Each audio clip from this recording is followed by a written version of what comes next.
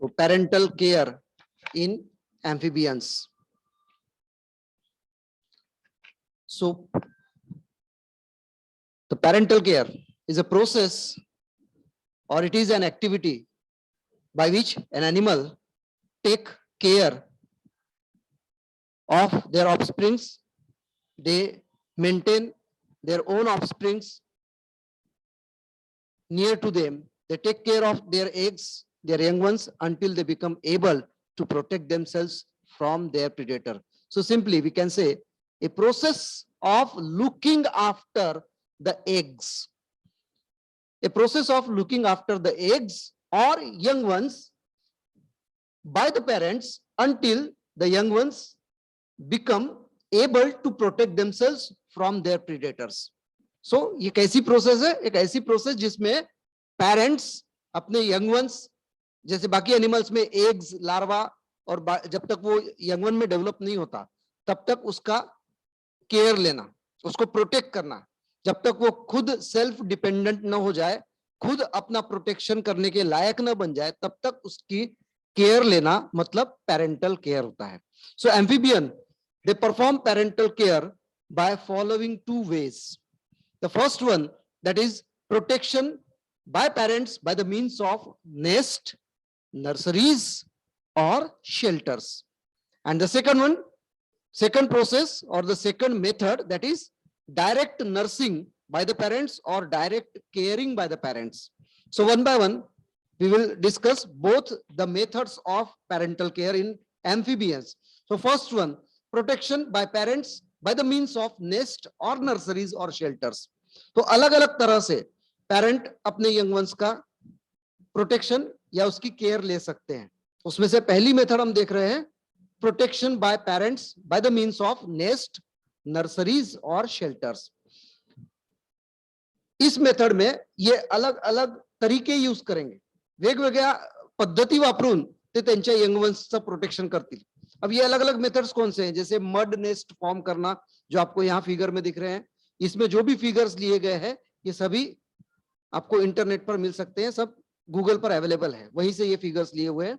सो mud nest form करना या foam nest form करना, then preparing a tree nest, then protecting the eggs in gelatinous bags. All these type of methods are included in this first way of parental care, that is protection by parents by the means of nest, nurseries or shelter. So let us discuss one by one each method. So firstly, mud nest formation. The male of some frogs, male individuals of some frogs, they dig small, a crater like, or you can say a large, somewhat large but shallow depression like hole of the mud. देखो आपको यहाँ figure में दिख रहा है कि जो frog है उसने आसपास एक गड्ढा बनाया हुआ है, ज्यादा डीप नहीं है, शॉलो ऐसा एक ये बनाया हुआ है, और वो कीचड़ में बनाया हुआ है, उसी में वहां थोड़ा सा पानी जमा रखा है. So under water in which the female ले हर एग्स.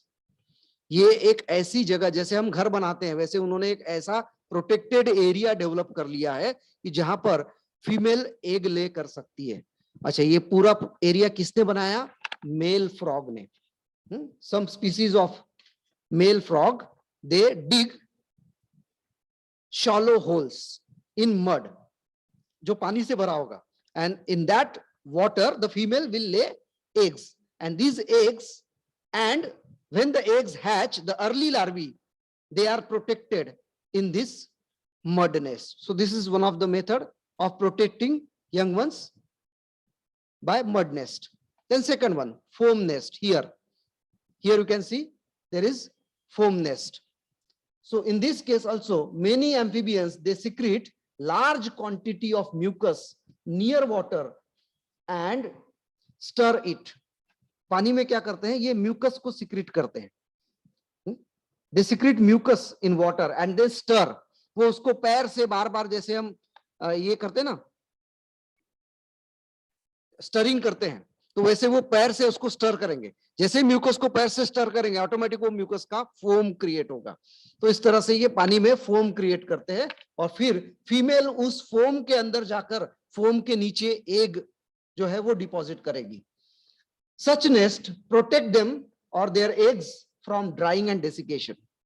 ऊपर से पूरा फोम रहने की वजह से अंदर उनके एग्स जो है वो सूखेंगे नहीं या एयर से ड्राई नहीं होंगे, तो ड्राइंग या डेसिकेशन से वो बच सकते हैं. Second method is foam nest. Then third one tree nest formation. ठीक है. So some frogs, just you can see in the figure here, some frogs they construct the nest on or near water by folding the leaves. You can see in the diagram the leaves are folded by the frog in such a way that it can create a shelter. So they fold the leaves and seal their margins with cloacal secretion. उसके margin को वो seal कर देंगे जिसकी वजह से वो जो एक कोन या कैविटी के जैसा वहां पर क्रिएट हो जाएगा. After that the female will lay eggs and that eggs hatch in that nest, tree nest, and after hatching, as this nest is near the water, जब ये हैच हो जाएंगे तो इसमें से लार्वा जो है वो डायरेक्ट पानी में जंप करते हैं या नीचे गिरते हैं और ऑटोमेटिक अपनी इंडिपेंडेंट लाइफ जीना शुरू कर देते हैं. तो ये पानी के नजदीक ही ये नेस्ट क्रिएट होती है, tree nest. Then fourth one, that is protection of the eggs in gelatinous bags. So you can see here, these are the gelatinous bags. ठीक है. In some frogs, the eggs are enclosed in a gelatinous bag, which is secreted by female, and then either left in the mountain stream or attached to the aquatic plant, where the water is very close. So in this case, both the parents, male and female, they guard their eggs by putting the eggs in pouch. So एक बार वो pouch में eggs वहां display हो गए या उसके अंदर उसको रख दिया गया, तो बाद में उस पाउच को दोनों बारी बारी से मेल और फीमेल फ्रॉग आकर बार बार विजिट करके देखते रहते हैं कि वो पाउच एज इट इज है कि नहीं है, यानी वो अपने एग्स का प्रोटेक्शन करते हैं. So this is one of the way. So nest या शेल्टर फॉर्मेशन में हमने ये 4 तरीके देखे कि एक तो मड नेस्ट फॉर्म कर सकते हैं, दूसरा कुछ स्पीसीज फोम नेस्ट फॉर्म करते हैं, कुछ स्पीसीज ट्री नेस्ट फॉर्म करते हैं, और कुछ स्पीसीज जो है वो इस तरह से जिलेटिनस बैग फॉर्म करके उसमें एग्स को वहां पर प्रोटेक्ट कर सकते हैं. So these are the 4 ways of protecting by creating the nest और shelters. But the another way of taking care of the young ones is by direct nursing और by direct caring by the parents. अब इसमें amphibia के अलग अलग examples आते हैं. जैसे फर्स्ट वन है कॉइलिंग अराउंड द एग्स. ये आपको इक्तियोफिस में दिखता है. The female of this Ichthyophis, it burrow a dump or it burrows some cavity like process in the soil and carefully guard the eggs by coiling around the eggs until they hatch. वो उस cavity में वहां पर egg deposit करेगी और खुद उसके around लपेट के बैठेगी जब तक के उस एग का हैचिंग नहीं हो जाता, तब तक के. यानी कीचड़ में ही ये कैविटी फॉर्म की जाती है, वहीं पर फीमेल एग ले करेगी और उसी के अराउंड वो लपेट के ऐसी कॉइल करके बैठेगी प्रोटेक्शन करने के लिए, जब तक वो एग्स हैच नहीं होते और उसमें से लार्वी जो है वो वहां से इमर्ज नहीं होंगे.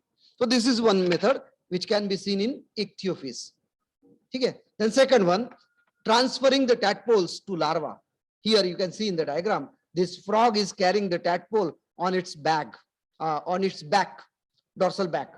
ठीक है. So some small species of the frog, they deposit their egg on ground.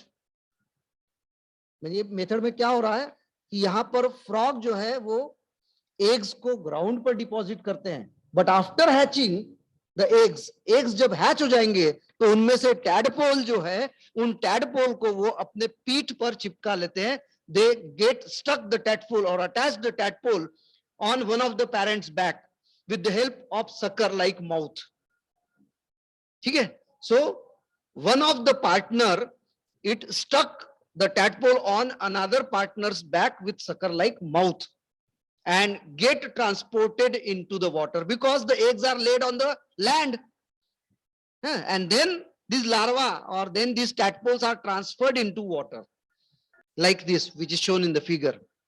Okay, this is second way, transferring the tadpoles to water. And third way, that is eggs which are glued to the body. This can be seen in salamander. This is the salamander in which the salamander, female salamander, has glued the egg around its neck like necklace. Necklace के जैसे salamander अपने गले पर eggs को चिपका लेते हैं और वो उसको फिर उसको अपने साथ ही कैरी करती है. ठीक है, eggs glued to the neck. So many amphibians they carry their eggs glued to their body. In case of salamander the female carry string, जैसे माला होती है, string of eggs coiled around her neck until they hatch. तो जब तक उसका hatching नहीं होता तब तक वो अपने गले में ही लेके घूमती है एग्स को. ठीक है. Then another way, eggs on back pouch. ठीक है. तो सम मार्सुपियल फ्रॉग्स, कुछ मार्सुपियल फ्रॉग्स ऐसे जिसके बैक पर पाउच होता है, या कुछ टोड ऐसे है उनके फीमेल जो है, they female carry eggs on her back either in open depression और इन क्लोज पाउच. यानी कुछ कुछ फीमेल के पीठ पर यहाँ पर कैविटी जैसा होता है, या किसी किसी फीमेल के पीठ पर यहाँ पाउच होता है, जैसे कंगारू में पाउच आता है वैसे इस तरह के यहाँ पर भी पाउच होता है कुछ फीमेल फ्रॉग में. तो जिसमें वो पाउच है वो पाउच में एग को कैरी करेंगे, और जिसमें डिप्रेशन है वो डिप्रेशन पर एग्स को कैरी करते हैं और अपने पॉकेट में लेके उसको घूमते हैं, उनके प्रोटेक्शन के लिए अपने साथ साथ लेके घूमेंगे. Last one, that is organ of brooding pouches. So protecting the eggs, you can see in the first diagram here, in the first photograph here, the vocal sac carry this yellowish type of eggs. Okay, and in this case also the adult frog is carrying the young one in its mouth buccal cavity. यहाँ पर एक young frog है, तो बड़े frog के मुंह के अंदर एक छोटा frog है, तो अपने मुंह में लेके भी घूमते हैं उनको. So male of some frog they carry the fertilized eggs. fertilized egg को वो कैरी करेंगे उनके vocal sac में, where complete development takes place. उन्हीं के vocal sac में frog का पूरा डेवलपमेंट होगा, यानी frog में eggs में से, एग में से हैचिंग होकर लार्वा बनेंगे और लार्वा डेवलप होंगे यंग वंस में, इस तरह के यंग वंस में. तो ये पूरा के पूरा ऐसे vocal sac में ही डेवलप होता है. That takes place in vocal sac. And after fully formed froglets, then they emerge out of the mouth of this young one. So in some frogs, the female, this is in case of male, but in some frog, the female, they carry eggs in her buccal cavity, and some female, they keep eggs in stomach also. So this type of, you can say, parental care is exhibited by various species of amphibians, some salamanders, some frogs. They, according to their habitat, they perform their parental care. अपनी habitat के हिसाब से वो अपना parental care perform करते हैं. कभी वो nest form करते हैं, कहीं किसी में वो tree nest form करेंगे, कहीं कोई shelter form करेंगे, और कुछ नहीं हुआ तो अपने साथ लेकर घूमेंगे. तो इस तरह से ये अलग अलग तरह का parental care आपको देखने में मिलेगा. So this is all regarding the parental care in amphibians.